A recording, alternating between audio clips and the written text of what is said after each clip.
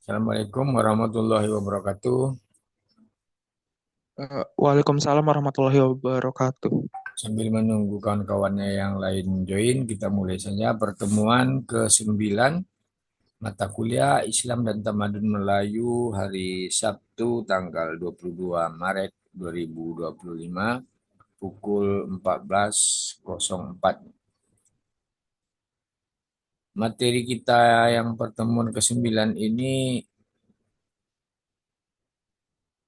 yaitu tentang kerajaan dan kesultanan dunia Melayu. Nah, ini masalah kerajaan dan kesultanan dunia Melayu. Ini share spiritnya,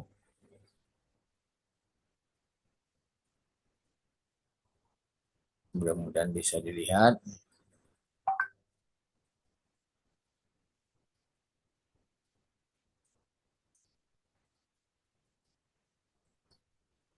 Sudah bisa dilihat, Kak? Udah kan? Sudah, Pak. Sudah. Oke, itu ada dua lagi yang mau join. Fitrah Anugrah, Bunga Lestari, dan yang sekarang sudah join Eka Putrayana. Oke, kita lanjut. Jadi, untuk kerajaan dan kesultanan dunia Melayu ini, seperti materi yang terlihat, itu menyangkut tentang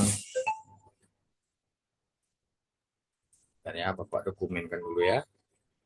Dokumen kita belajar hari ini. Dia wajib didokumentasikan. Nah, bisa buka videonya bentar. Bagi yang bisa buka video, Bisa, Pak. bisa dibuka bentar. Bapak mau dokumenkan.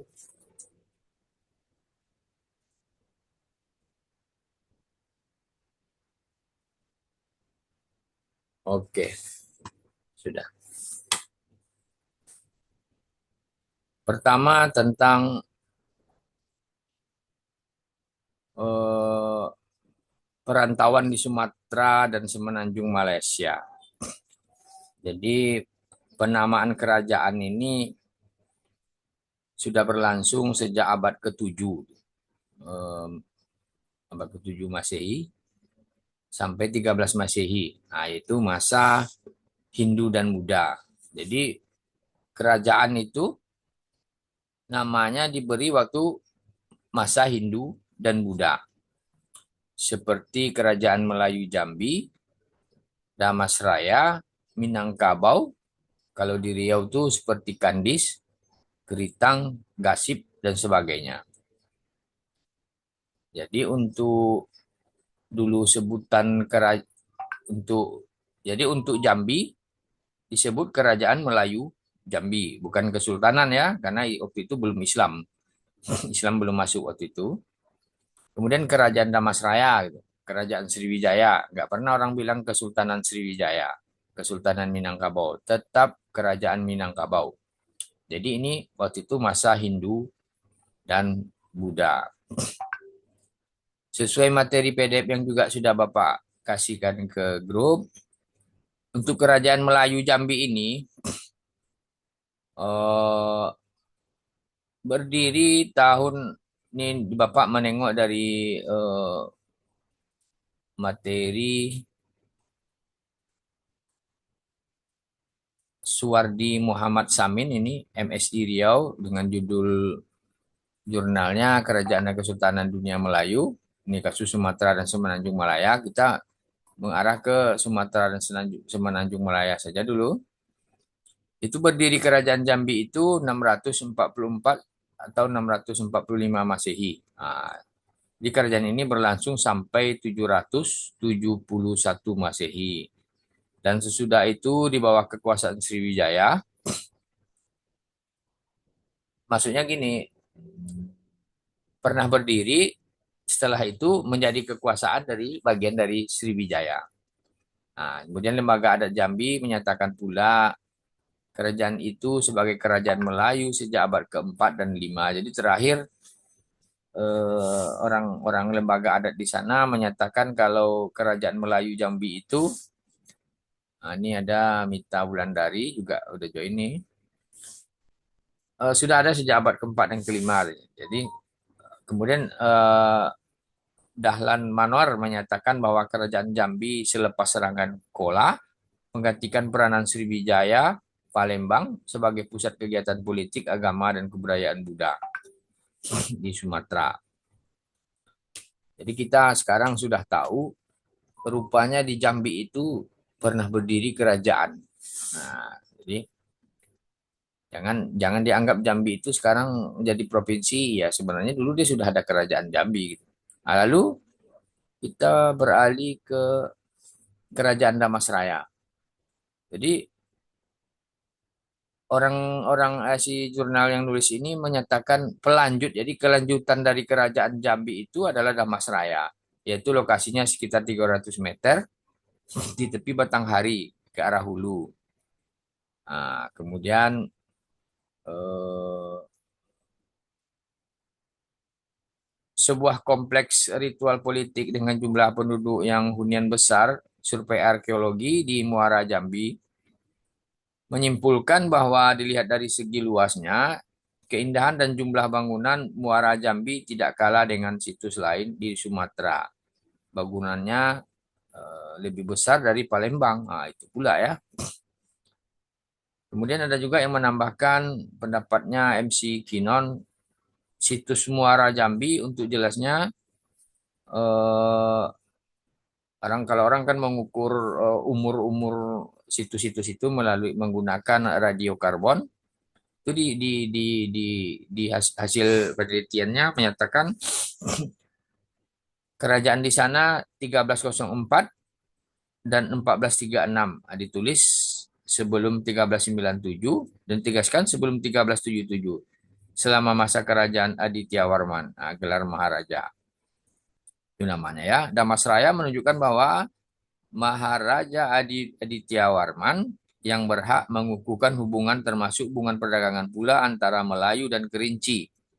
Nah, jadi juga ada hubungan Melayu dan Kerinci dulunya. Kemudian sistem pemerintahan Melayu Jambi menggunakan gelar raja yang tua. Nah, jadi raja itu dibilang yang tua gitu. Nah, disebut. Jadi kita memang jarang mendengar ini. Sebenarnya kalau di Jambi yang tua, nah berarti itu raja. Disebut.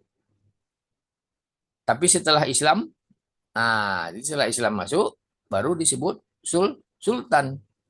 Jadi sekarang orang menggelar-gelar, ada orang yang agak-agak banyak hartanya, Sultan tuh. Nah, jadi sekarang Sultan itu gelar-gelar diberikan untuk orang-orang tertentu oleh sebuah komunitas atau netizen. Kalau dulu Sultan itu nama raja setelah Islam ada.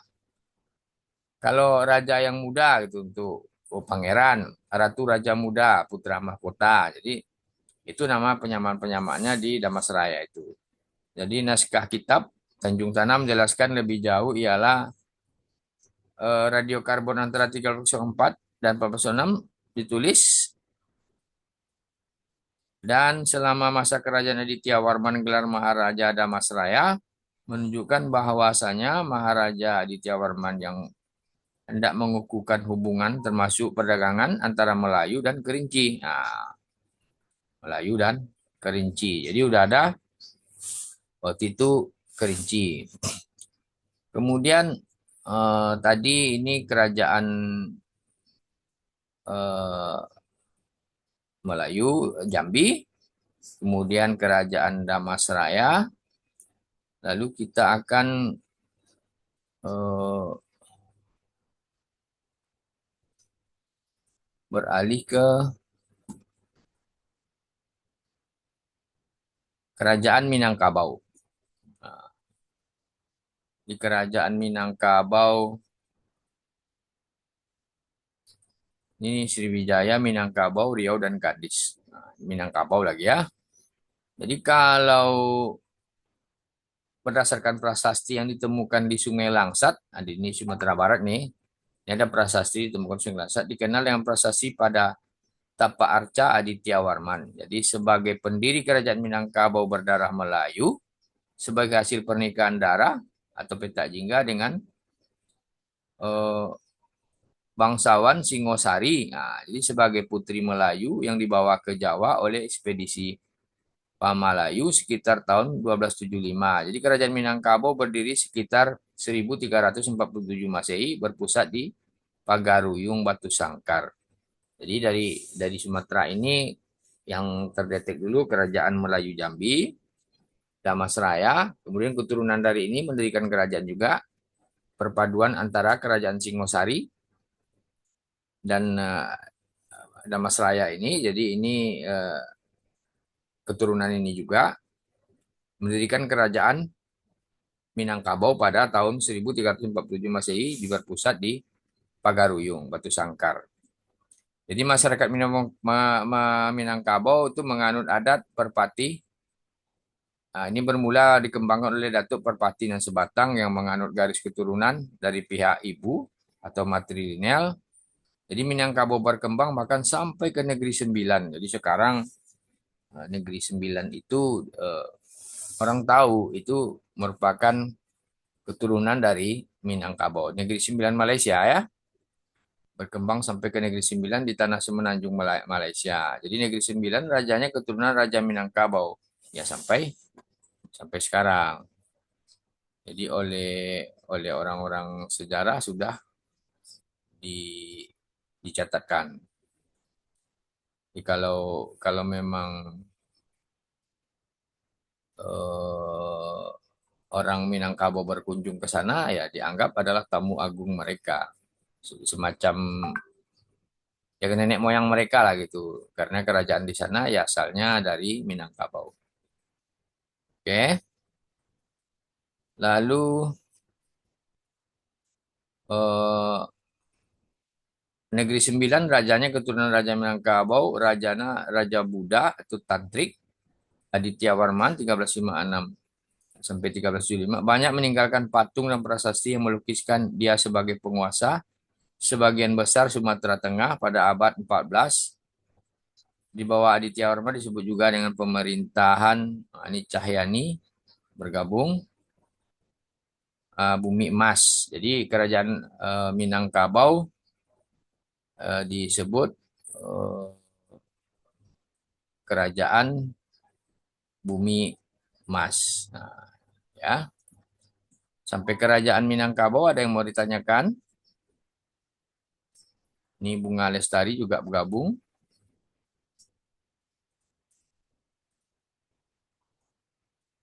Sampai di sini ada yang mau ditanyakan? Kalau tidak kita lanjut. Kemudian kerajaan atau kedatuan. Nah, kedatuan Sriwijaya. Jadi kalau kata-kata datu itu sebenarnya bukan awal-awalnya dari kita. Dari kerajaan Sriwijaya ya sudah dibilang datu-datu gitu. Ini Bunga Lestari. Bunga Lestari sudah join. Oke.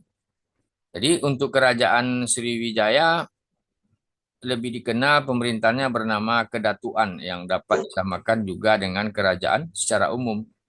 Jadi kedatuan Sriwijaya sebenarnya bukan kerajaan Sriwijaya. Jadi orang dia dulu menyatakan kedatuan Sriwijaya. Nah, jadi datu. Nah, kedatuan Sriwijaya, kerajaan Sriwijaya. Tapi secara general sudah dibilang kerajaan Sriwijaya itu. Tetapi sementara ahli menyebutnya pemerintahan dipimpin datu. Maka bukan datu ya, tapi datu tulisannya. Maka kerajaan disebut kedatuan, bukan kerajaan. Nah, kalau raja kerajaan, kalau datu ya kedatuan. Nah, itu sebenarnya. Tapi sekarang sudah dibilang datu aja apa kerajaan kerajaan Sriwijaya gitu. Oleh anak sekolah sekarang dibilang kerajaan Sriwijaya saja. Jadi penemuan prasasti arca batu dari logam ukuran besar menurut beberapa pakar pusat kedatuan Sriwijaya di Palembang, pakar-pakar yang mengatakan itu eh, tentang tinggalan Sriwijaya di Palembang. Nah, Jadi salah satu prasasti sudah di kedutaan namanya kedudukan bukit. Nah, ini udah pernah juga kalau sekolah-sekolah kita pernah dulu kedudukan bukit, kedudukan bukit. Nah, itu adalah prasasti yang ditinggalkan Kedatuan Sriwijaya. Sekarang di Museum Nasional tuh ada barangnya. Kemudian kerajaan besar itu Sriwijaya ini pusat di Palembang. Eh, ini pada awal penggunaan bahasa Melayu itu periode 8683, 686. Jadi bukan dari Riau awal-awalnya. Sebenarnya semenjak dari zaman Sriwijaya, bahasa Melayu ini sudah digunakan. Nah, makanya tak heran setelah Indonesia merdeka, bahasa Melayu ini dikulturkan sebagai bahasa Nusantara. Dan ada juga yang membilang bahasa Melayu ini berasal dari Riau. Ada juga yang penelitian menyatakan dari Palembang ini. Ya sebenarnya mungkin awal perkembangannya karena kejayaan kerajaan Sriwijaya, ya bahasa Melayu ini berkembang ke Nusantara. Setelah itu perkembangan kerajaan Melayu adanya di sekitar Selat Malaka dan Riau. Nah, makanya setelah itu pusat-pusat bahasa ya ada di Riau. Makanya ada yang bilang seperti itu.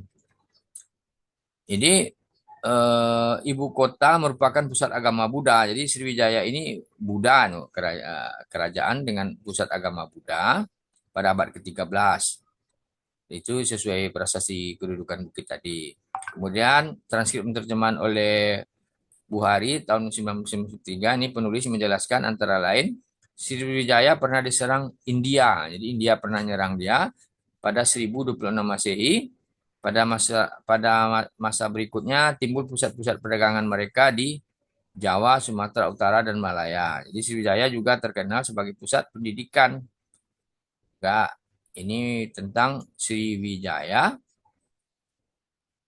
Kemudian ada di Sriwijaya ini yang mengatakan kerajaan Sriwijaya adalah eh,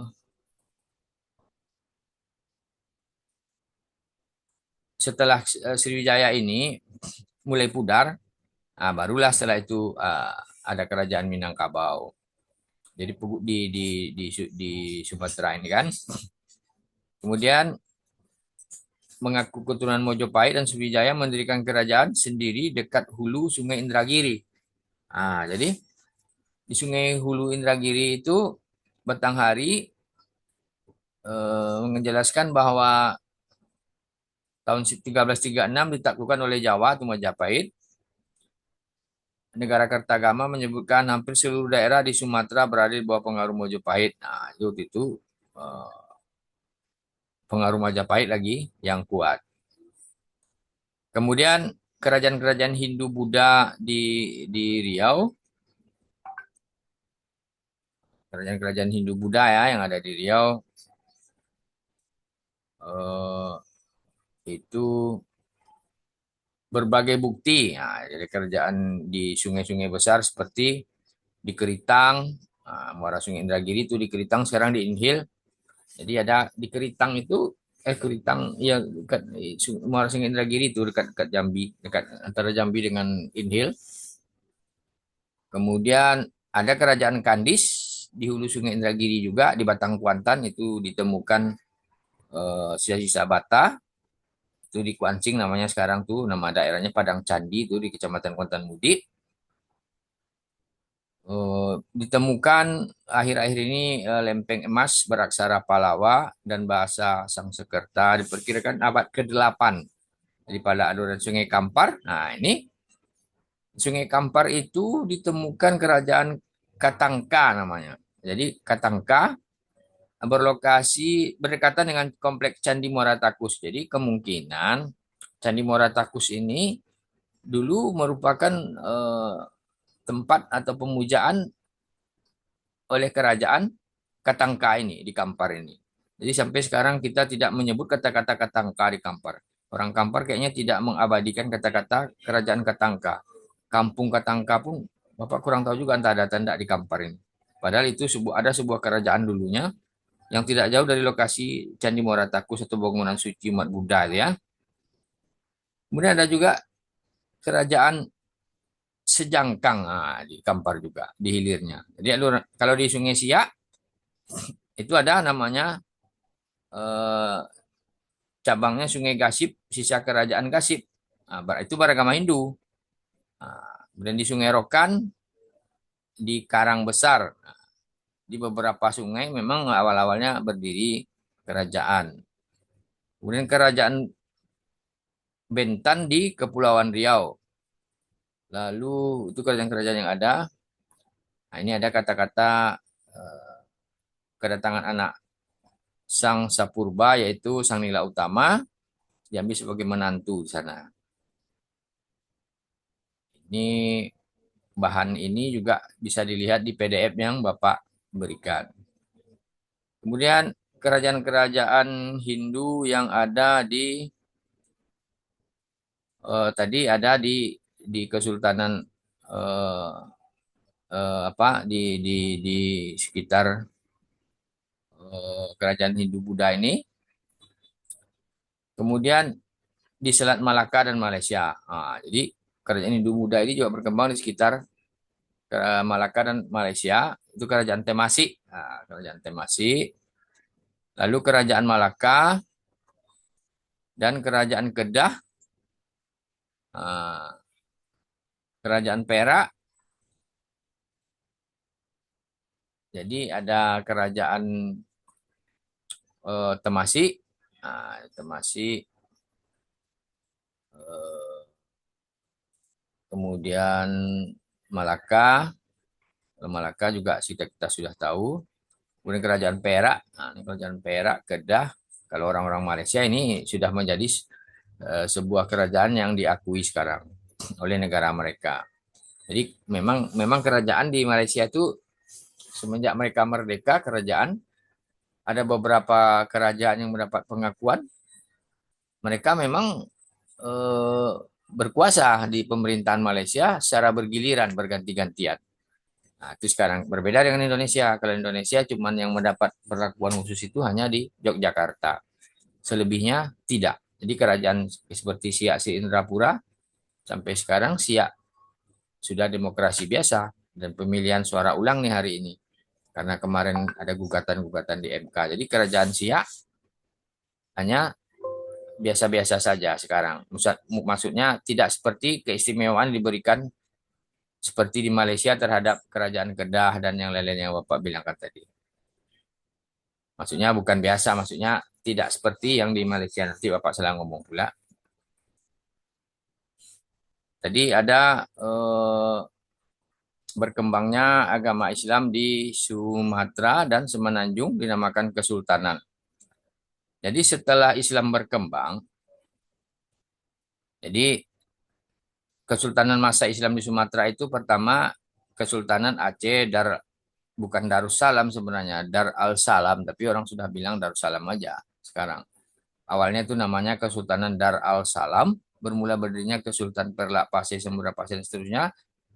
Jadi setelah Islam masuk, kerajaan-kerajaan itu yang beberapa kerajaan sudah menjadi kesultanan. Jadi bukan kerajaan lagi, Kesultanan Siak, Kesultanan Aceh gitu. Jadi sebelumnya mungkin disebut kerajaan-kerajaan dan setelah Islam masuk dan Islam yang mendominasi menjadi kesultanan. Di kesultanan kayaknya Kesultanan Dar es Salaam bermula berdiri sebuah kebangkitan yang spektakuler itu abad ke-15 dan 16 ya. Itu abad ke-15 dan 16.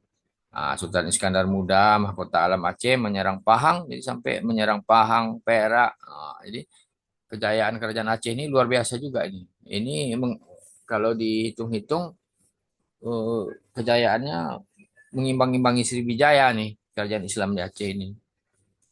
Bahkan pada tahun 1641 Sultan Iskandar Muda Tani meninggal dan tata kerajaan Aceh diperintahkan oleh eh, Sultan Tajul Alam Saifiatuddin Shah. Jadi pengaruh Aceh di Perak masih kuat. Kemudian ada juga kerajaan Aceh yang mampu bangkit dalam berbagai aspek. Militernya kuat, mampu menghadapi Portugis tahun 1519. Ya memang awal-awalnya dia mampu, lama-lama akhirnya pernah kelabakan juga nih menghadapi Portugis. Lalu untuk kerajaan Aceh memang masih banyak nih berbagai literasi yang memang sudah terukur. Lalu kerajaan Islam di Sumatera Timur. Nah, kalau di Sumatera Timur seperti kerajaan Islam itu Delhi, Serdang, Asahan, Langkat dan Batubara.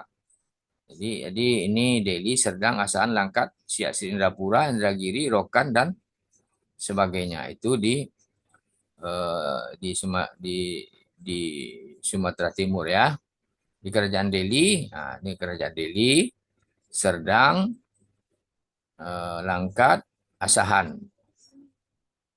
Jadi kalau Sultan pertama Asahan contohnya adalah Sultan Abdul Jalil.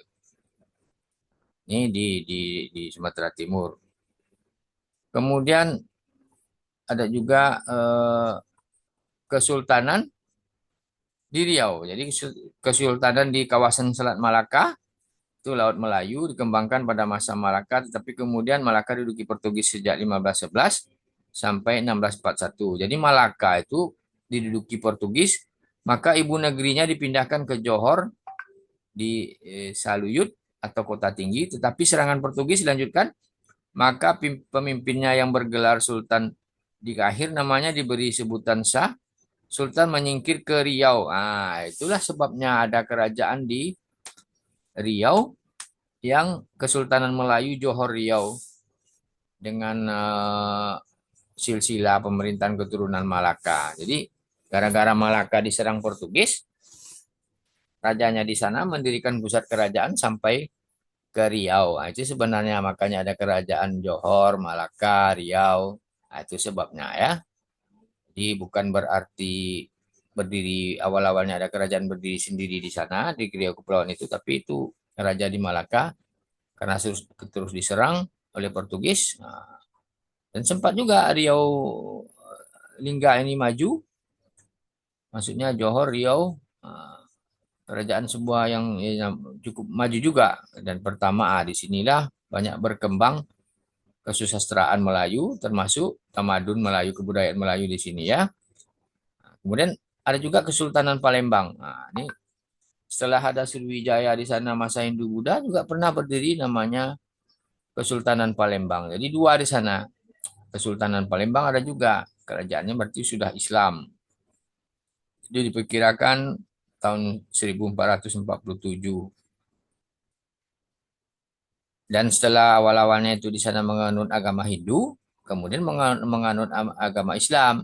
Rajanya saja Aryo Abdillah atau Aryo Dila gelar Penembahan Palembang. Nah, jadi Aryo Damar itu nama rajanya pertama. Kemudian ada namanya Kesultanan di Semenanjung Malaysia.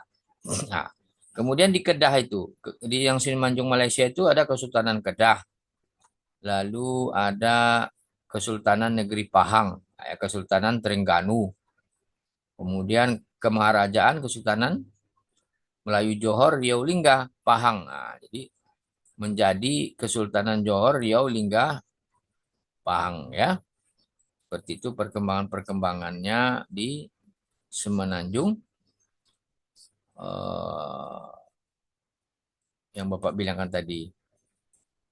Kemudian ada Kesultanan Selangor. Nah, sekarang kita masih dengar Selangor, apa lagi? Kelantan ya sekarang ya, Selangor, Kelantan, Lor, Jingga. Nah, pokok yang kerajaan yang Malaysia yang ada sekarang. Lalu orang bertanya, Malaka kok di Malaysia sekarang tidak dianggap sebagai sebuah kerajaan yang mendapat perlakuan istimewa oleh negara? Ya di saat itu pemerintahan mereka pindah ke Riau. Jadi pas Malaysia merdeka ya otomatis mereka tidak punya wilayah kerajaan di sana. Makanya Malaka ya tidak termasuk kawasan istimewa di Sumatera. Karena ibu kotanya pernah pindah ke Riau, di Kepulauan Riau itu. Lalu kalau orang keluarga yang pernah merantau ke Malaysia, cerita itu rata-rata tahu. Nah, Bapak sendiri belum pernah ke Malaysia, jadi Bapak kurang paham juga seperti apa kehidupan Malaysia sekarang dengan keadaan dan pengakuan kerajaan-kerajaan di sana, seperti apa sinkretisme atau kebudayaan di kawasan Sumatera dan Malaysia. Jadi kita masuk ke eh,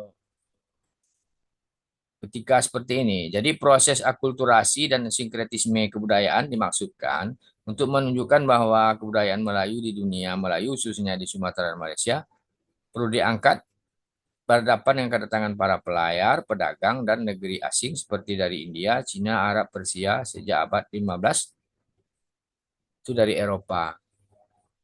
Jadi kebudayaan Melayu itu sebenarnya sudah ada sejak zaman dulu. Nah, mereka bertemu dengan berbagai pengaruh dari luar, nah, dari berbagai orang asing seperti pedagang dan lain-lainnya. Jadi akulturasi itu membentuk sinkretisme kebudayaan di Sumatera dan Malaysia. Wujudnya dapat ditemukan sistem kehidupan seperti Hindu, nah, jadi membentuk masyarakatnya berkasta-kasta, tetapi Buddha membentuk masyarakatnya sama rata, tidak berbeda kecuali dalam bentuk ketaatan dan melaksanakan ritual agamanya menuju nirwana. Nah, kayak gitu orang tuh ya. Kebudayaan bendanya berbentuk arsitektur pada rumah suci Hindu, candi, sedangkan Buddha berbentuk stupa. Jadi lambang dari kehidupan Sang Buddha pada pakaian para pemangku agama dengan kain tanpa dijahit. Pakaian untuk perempuan berbentuk kain seperti di India, pakai celana dan baju berjahit seperti Cina. Para laki-laki berbentuk gunting. Jadi Cina kemejanya seperti baju koko Muslim sekarang. Nah, lalu pada bahasa Melayu terjadi pemasukan kosakata dari India. Nah, jadi kedatangan mereka itu bahasa Melayu jadi bertambah ya seperti roti canai. Nah, itu sebenarnya itu dari India. Jadi bukan makanan asli kita ya. Kalau ada yang menyatakan ini roti canai dari Kuansing pokoknya. Itu sebenarnya orangnya mungkin belajar dari Malaysia, orang Malaysia belajar dari India. Jadi roti canai itu sebenarnya dari India. Kata-kata canai itu memang teh tarik itu kan. Bahasa Cina capcay, mitiao, kayak itu gitu kan. Pangsit. Kalau bahasa Arab musyawarah, marwah, falsafah, banyak lah. Kalau Arab, bahasa Arab sangat banyak sekali pengaruhnya. Kemudian kita untuk mengetahui eh, seperti apa pula perbandingannya Sumatera dan Malaysia itu perbandingan sistem pemerintahnya itu masa kerajaan Hindu Buddha ke Kesultanan masa Islam dan selanjutnya. Jadi kalau Hindu Buddha sistem pemerintahan kerajaan Hindu Buddha di Sumatera ada dua bentuk yaitu pemerintahan pimpinan raja dan datu atau di kerajaan Sriwijaya. Kalau Islam oleh sultan. Jadi itu yang perlu kita tanamkan. Kalau Hindu Buddha itu namanya raja atau datu. Kalau dalam Islam namanya sultan. Ada yang mau ditanyakan? Jam kita tinggal 2 menit 22 menit lagi rekamannya. Jadi kalau kurang bisa kita tambah. Ada yang mau ditanyakan sampai di sini?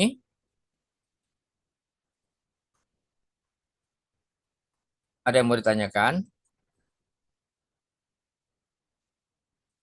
Jadi bukti arkeologis dan sumber manuskrip dan buku-buku menjadi sumber kajian. Dari kajian di subtajuk, umpamanya ini Bunga Lestari, bergabung lagi. Malaysia, analisis interpretasi itu merupakan benang merah dari bahasan ini dan pada bagian akhir diperoleh beberapa butir kesimpulan dan saran. Ada yang mau Izin ditanyakan? nanya Pak, Nah, silakan. saya Cahyani Pak, Nah, banyak Pak. silakan saya nih. Itu ke Pak kerajaan zaman dulu Pak, sama Ya, kerajaan kerajaan Sriwijaya itu sampai enggak Pak kerajaan itu ke Rohil Pak? Karena kan sampai informasinya raja di Rohil juga ada Pak di Pekaitan gitu Pak. itu awal-awalnya jangankan ke Rohil, sampai ke Semenanjung itu, Malaysia itu di bawah Sriwijaya dulu semuanya tuh. Ada kerajaan sampai Krohi. Hah? Kerajaan sampai Lohir. Rohil. Kerajaan Rohil. Kerajaan sampai Rohil apa? Pekaitan itu ada nama-nama pekaitan kan. Iya Pak. Nah, itu memang kata-kata pekaitan itu ada tercatat dalam sejarah Bapak baca. Ada, cuman tidak ada penjelasan lebih jauh. Nanti kalau apa kita sambung lagi Jumnya ya, ini kayaknya mau habis waktunya. Enggak. Oh, siapa? Kalau apa nanti kita sambung lagi nih enak pembahasannya ini karena kita berada di Royal ya kita harus bahas-bahas juga kan. Kalau yang ada cuman pengaruh kerajaan yang di Sumatera Utara itu ada namanya dusunnya Senembah. Bagan Senembah tuh ada tuh, Bagan Senembah tuh dulu pengaruhnya dari Sumatera Utara itu ya. Ada dusun Siapa? yang dipengaruhi dari kerajaan apa tuh yang dekat situ. Ada Senembah, Pak. Serdang apa tuh yang di samping Rohil tuh. Yang kerajaan yang Bapak bilang tadi itu ada sampai pengaruhnya dusunnya ke Senembah. Nah, mungkin yang dimaksud Senembah. Senembah ini Bagan Senembah ini. Kalau analisa Bapak sementara lah berarti dulu